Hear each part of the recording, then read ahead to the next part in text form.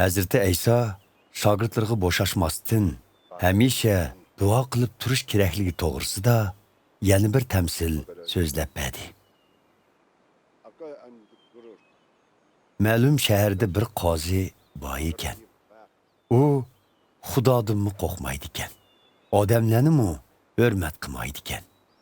Shu shahardagi bir tul ayol hamisha uning oldiga berib, birsi menga uvol qildi.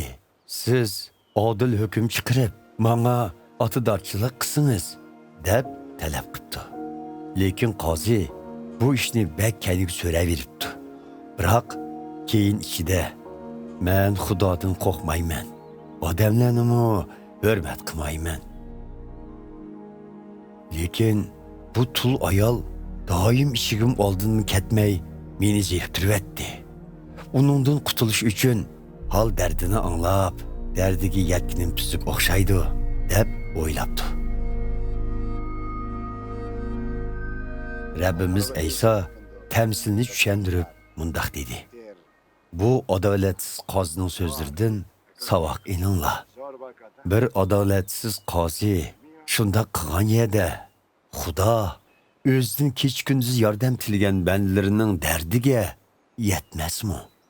Ularga qildigan shafoatini kechiktirarmi?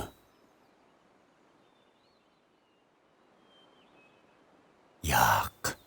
Aksicha, Xudo jazman tezdan ularning holiga yetidi.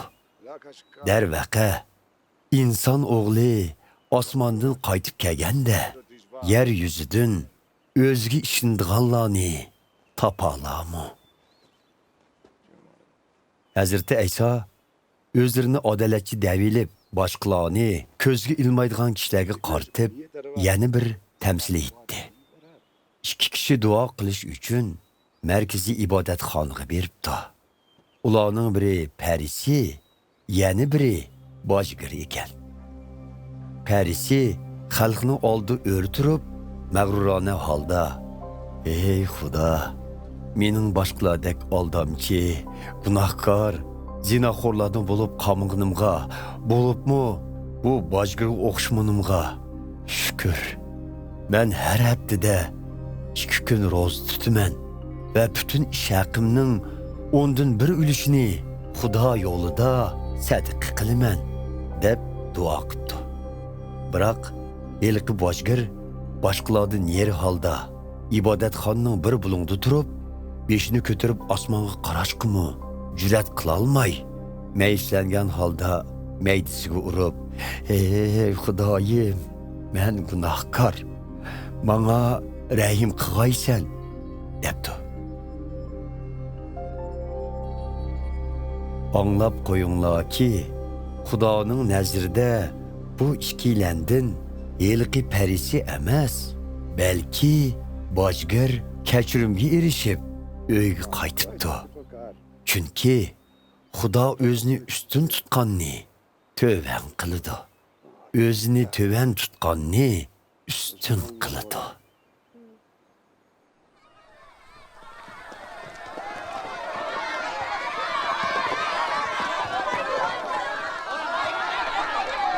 Qo'lini tekizib baxtilsin deb kishilar kichik bolalarni Hazreti İsa'ning oldiga elib keldi.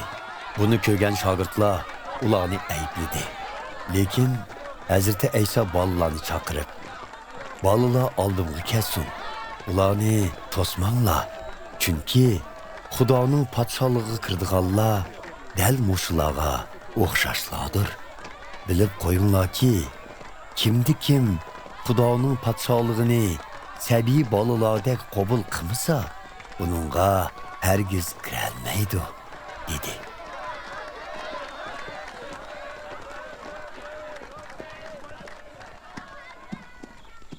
Yahudilarning boshliqlaridan bo'lgan bir boy Hazreti İsa'dan: "Yaxshi ustoz, men qanday qilsam mangulik hayotga erishiman?" deb so'radi. "Meni nimishqa yaxshi deysiz?" dedi Hazreti İsa. "Yegona Xudodan boshqa yaxshi yo'q. Siz Tavratda buyurilgan zina qilma, qotillik qilma, o'g'rilik qilma, yolg'on guvohlik berma, ota-onangni hurmat qil degan farzlarni ado qiling. Bularga kichigimdan tortib amal qilib kelyapman, deb javob berdi hilqi kishi. Bu gapni anglagan Hazrati Ayso uningga yana mundaq dedi. Sizda qilishga tegishlik yana bir ish kam. Bütün mol mulkingizni setib, pulini kambag'allarga bering. Shunda qilsangiz, erishda g'aziningiz bo'ladi. Ondan kelib, menga agishin. Yilqi kishi bu gapni anglab, ko'ngli intayin bearam bo'ldi. Chunki u nihoyat boy edi.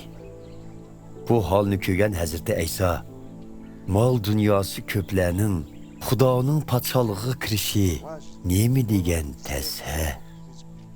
Ularning Xudoning podshohligiga kirishi to'gining yengni to'shigidan o'tishidimi? Tas ekan, dedi. Buni anglaganlar, undaqda kim qutqizishga erishalaydi? deyishdi. İnsanlar qodir bo'lmaganga Xudo qodirdir, dedi Hazrati Ayso. Bu chaqda Petrus, mana biz barlig'imizni tashlab sizga agashdik. Sizcha biz qutqizilamdik, dedi. Bilib qo'yinglarki, Xudoning podshohligini deb uyi, ayoli, bakfuklari, ota-onasi yoki bolajoqlardan voz kechganlarning hammasi ham bu dunyoda haslab ko'p boyliqqa, ham u dunyoda mangulik hayotga erishdi, dedi Hazrati Ayso javob berib.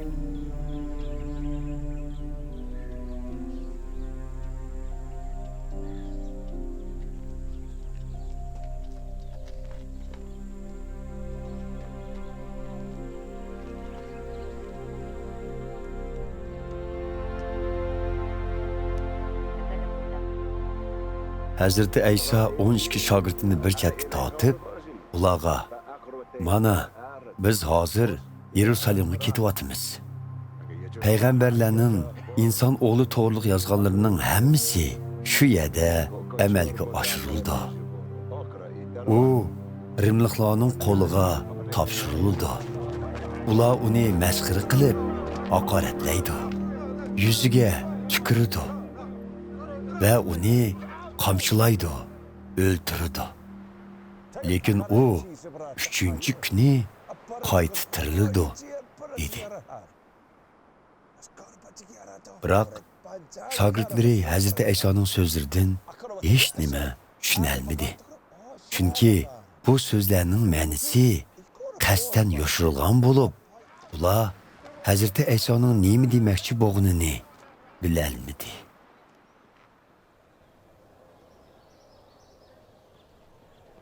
Hazrati Ayso Yerixa shahriga yaqin kelganda bir qarg'u yo'l bo'yida o'ltirib tilamchilik qilyotdi. U bu yerdan o'tib ketayotgan ko'pchilikning ovozini anglab, nima voqea bo'lganligini surishtirdi. Biri uningga, "Nosiralik Ayso bu yerdan o'tib ketyapti" deb quturdi. "Ey podshoh Davudning avlodi Ayso, menga rahim qilg'aysiz" deb vaqirab ketdi u. Hazrati Aysoning oldiga kelayotgan kishilar tilamchini ayblab, uning un chiqarmasligini aytdi. Lekin u, "Ey podshoh Davudning avlodi, menga rahim qilg'aysiz" deb texmi qattiq vaqirdi. Hazrati Ayso qadimini to'xtatib, qarg'uni oldiga akilishni buyurdi.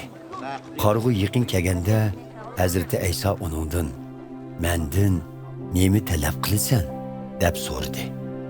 "Ey Rabbim, ko'zimning ochilishini talab qilaman" dedi qarg'u. "Ko'zlarim ochildi.